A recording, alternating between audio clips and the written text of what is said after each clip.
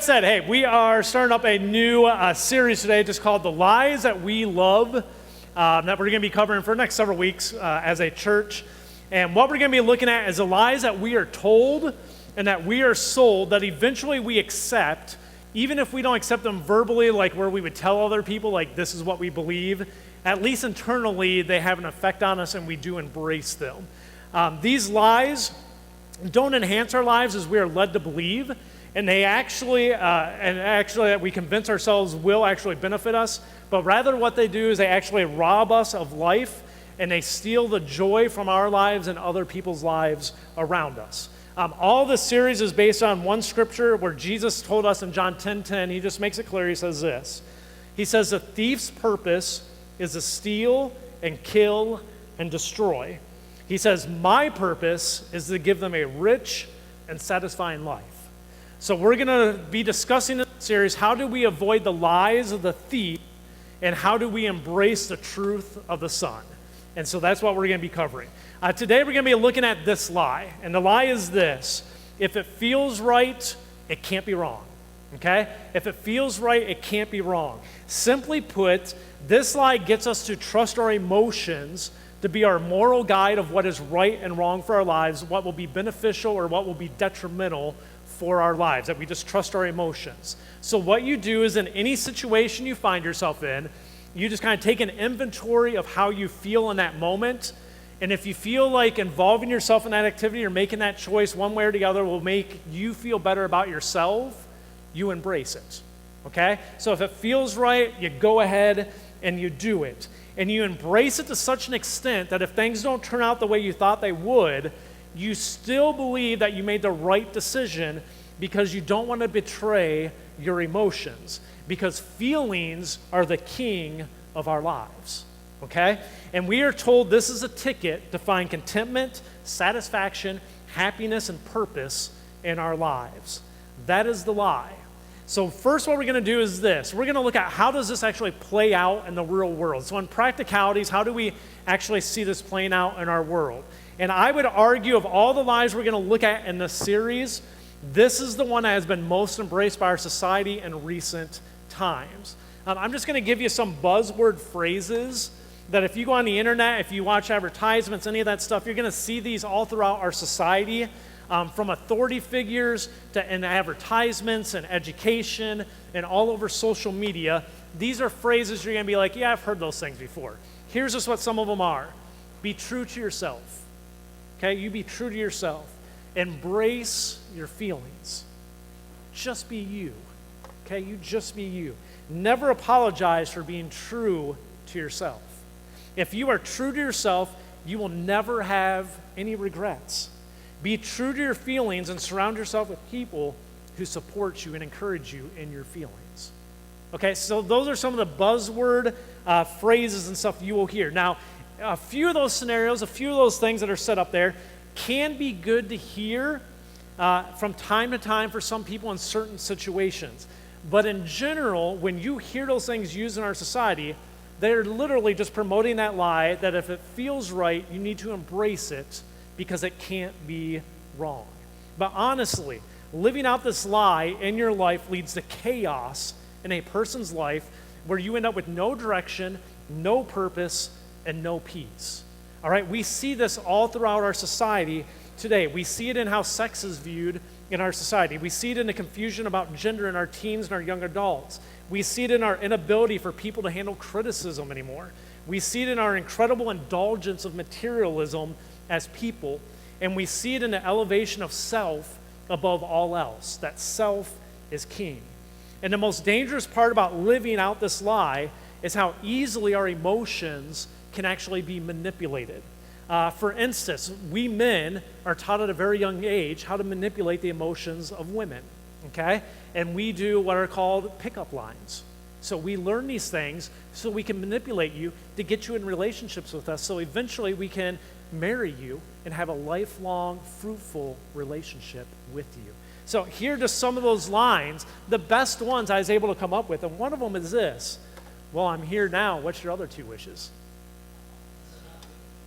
That's right, ladies, okay? Are you from Tennessee? Because you're the only 10 I see. I still use these on my wife, and yeah, they work, okay? Was your dad a boxer? Because you are a knockout.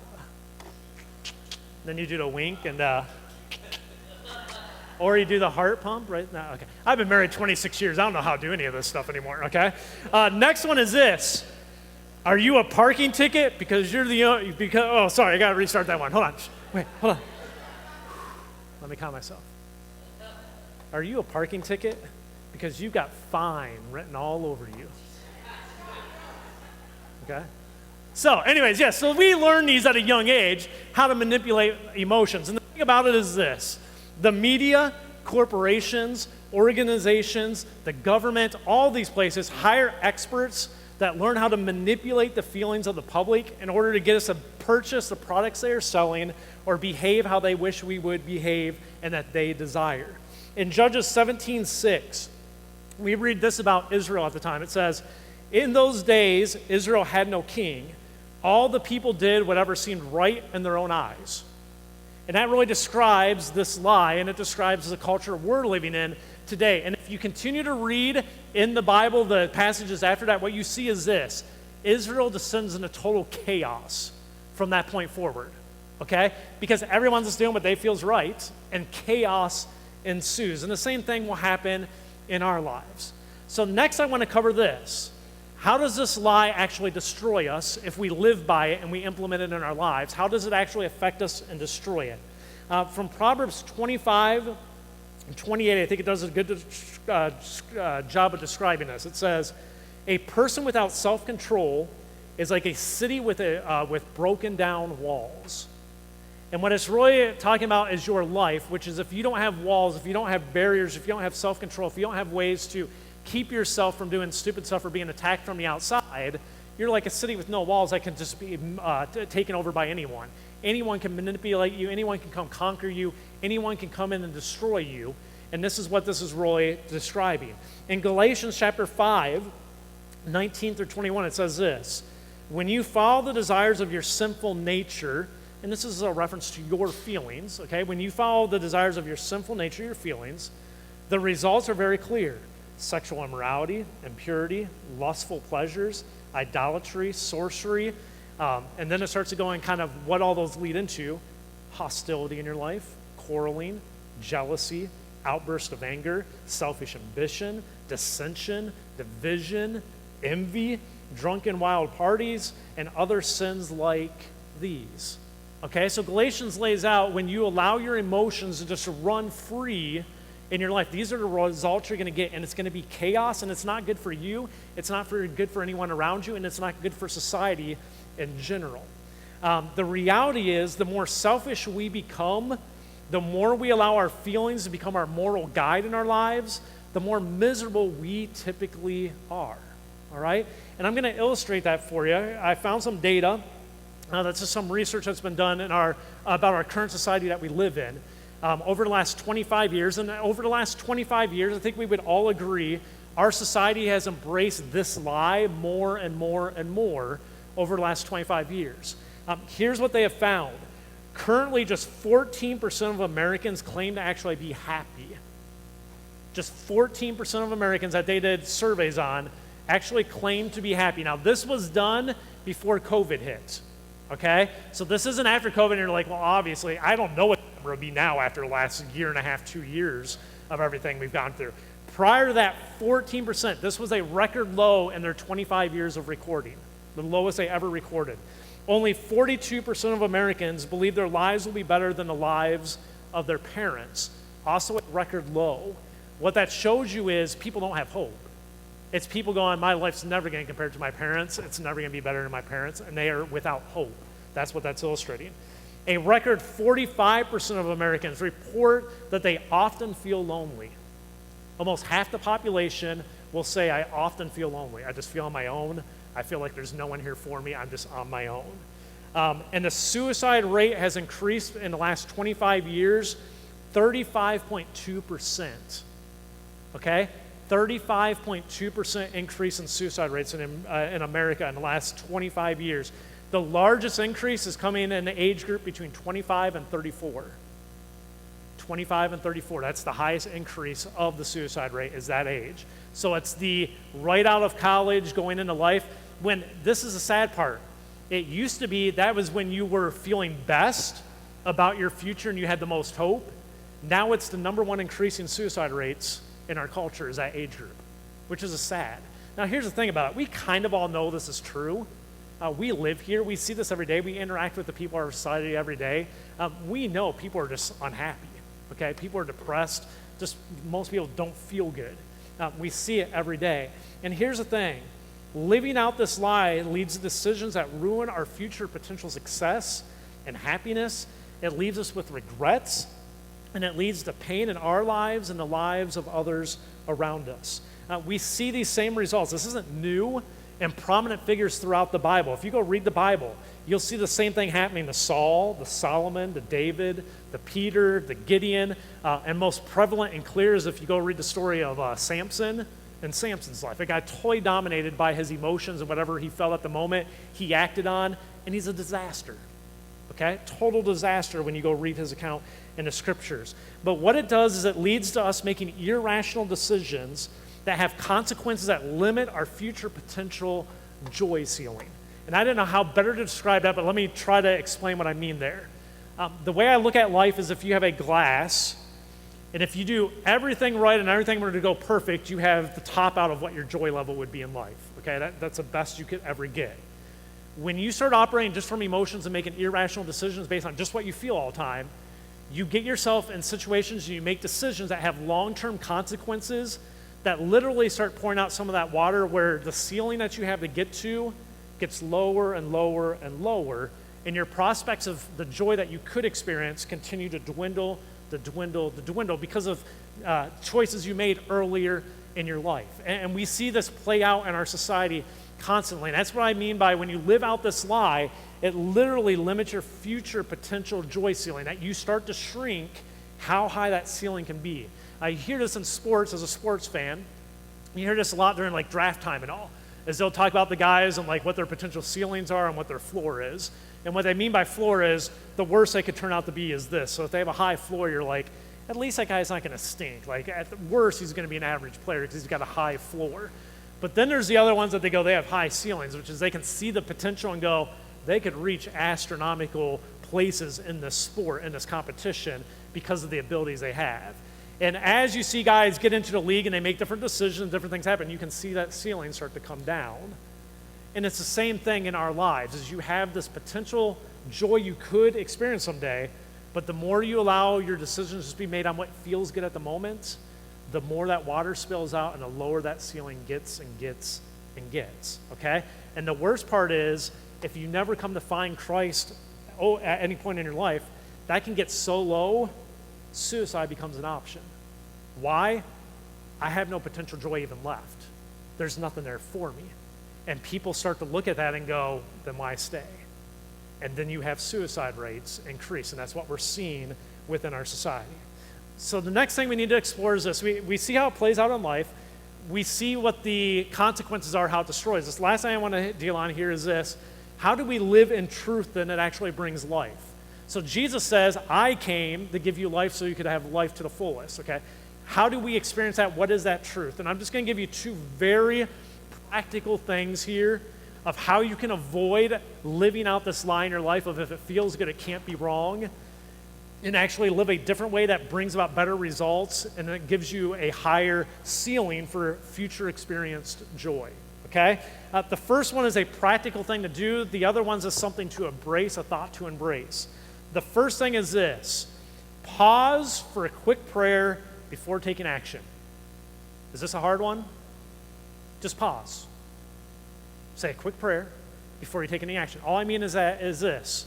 Kevin comes over to me, asks me if I'd like to do something with him, and I'm not really sure what way I should go on or whatever. Just take a quick second. In my head, prayer doesn't have to be I'm going in a closet somewhere and I'm kneeling down, I'm praying. It's a conversation in my mind that I'm having with God in silence between me and God.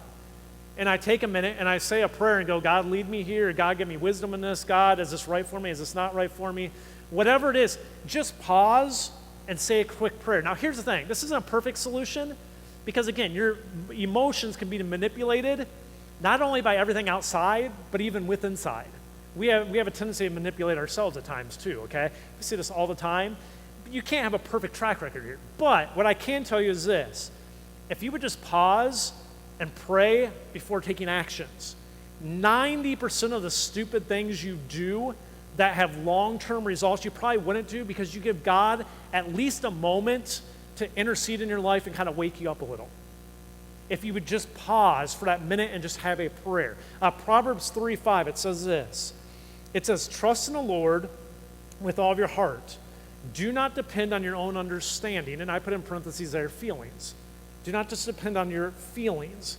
Seek his will in all you do, and he will show you which path to take.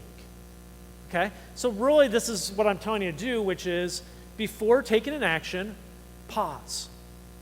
Okay? Step back for a second, say a quick prayer, then go forward, make the decision.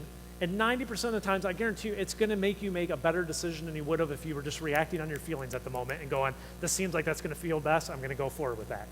Teenagers and young adults in here, you need to learn this one well because you make decisions usually very quickly on the fly. As you get older, you don't because our lives become more boring. Let's just be honest, okay? We get more boring. We get set in a system. We don't do as many cool things. We're not tempted as much by outside things and stuff like that. We kind of have a routine and things that we're doing.